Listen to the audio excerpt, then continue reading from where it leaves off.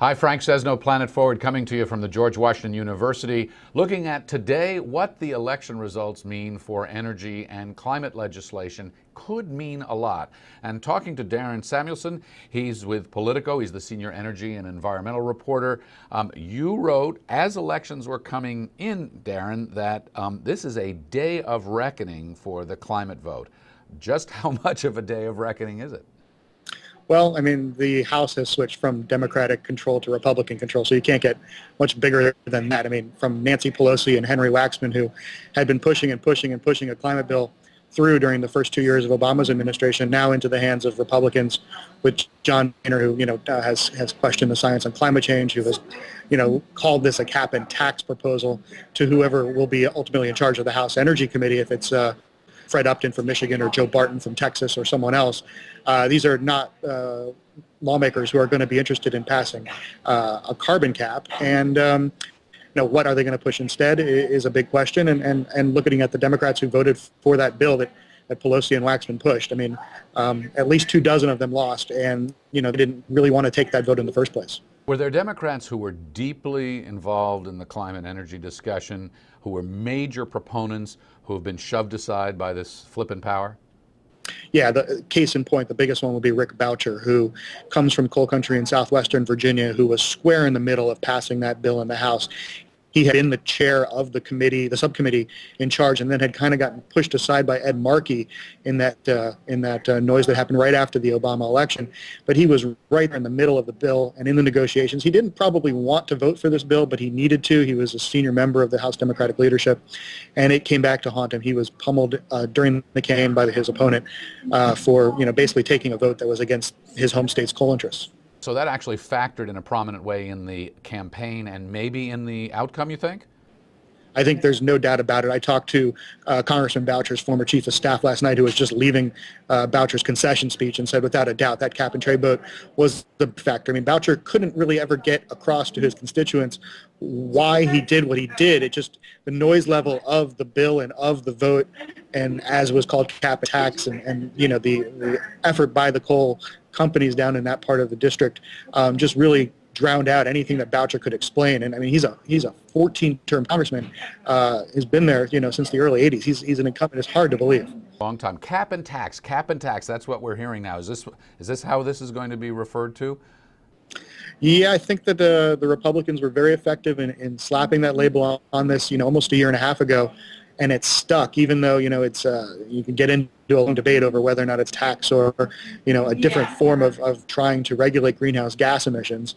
But it's going to be there. And, like the BTU, slogans of 1994, and even like the vote that took place after the Kyoto Protocol was being negotiated, the big sense of the Senate resolution that everyone remembers, the 95-0 vote, this is going to probably go down in that realm. And the environmentalists don't like that and don't want that. Hey, Darren, here's what you write in the first blush of these results. Come January, Obama will be working with a Congress that'll have little appetite for the types of sweeping energy reform he sought over the last 2 years. What's ahead for energy reform?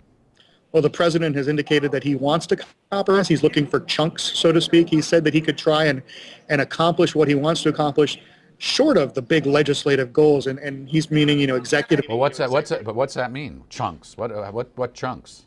Well, the EPA regulations are first and foremost on his mind, and EPA has the authority to regulate for greenhouse gases. The Republicans are already gunning for the EPA. They've made it clear that regulation is just as bad as tax as far as they're concerned, right? Right, but Obama can veto any attempts that Congress would try and push through, and the question then becomes, is there 67 votes and a veto-proof majority in the House?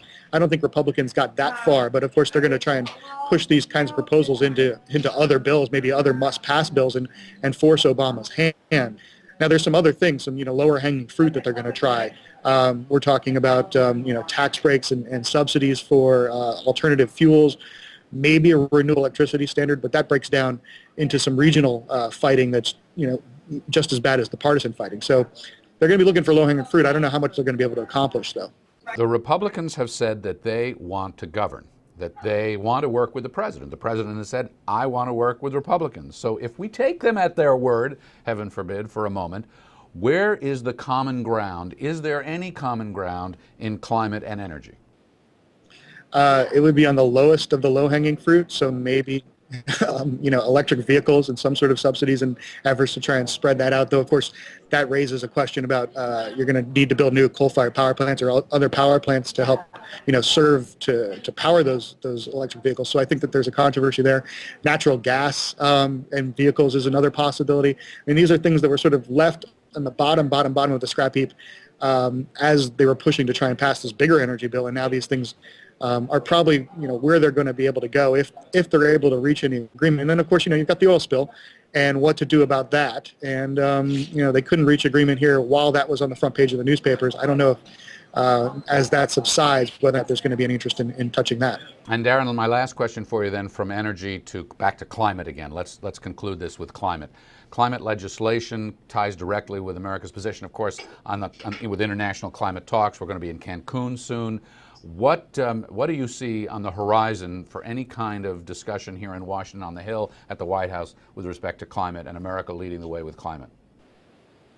Well, it's got Obama in a very tough spot. I mean, everyone in the international community was so focused on Obama trying to rescue the talks after the Bush years, and Copenhagen and what happened there almost a year ago, is widely seen as a disaster, even though Obama was in the room negotiating at the very end. I don't think anyone really expects much out of Cancun, and the future of the UN process on climate negotiations is seriously in doubt. Whether or not now we move into like a G20 negotiations of the world's largest economy, something interesting enough that the Bush administration tried to push together, in the middle years there, could be the new forum for trying to reach some sort of agreement, but it's not going to be the global carbon market that the Europeans envisioned, and a lot of environmentalists envisioned even 3 years ago. Okay, Darren Samuelsohn, we'll let you get back to work. First blush at the new Congress and the new direction of energy, climate, and I think we're going to come back and talk to you some more about this, because this warrants a close watch. So thanks very much for joining us. Thanks for having me. Okay, I'm Frank Sesno at planetforward.org. We'd like to hear what you think of these election results, what you think the Congress should be doing now, the President should be doing now. Very different complexion to Washington, but the issues are unchanged. The challenges are very much the same, both with respect to energy and how to become more energy efficient, and what's next for climate. So tell us what's on your mind and what you think the new Congress and the President should be doing at planetforward.org.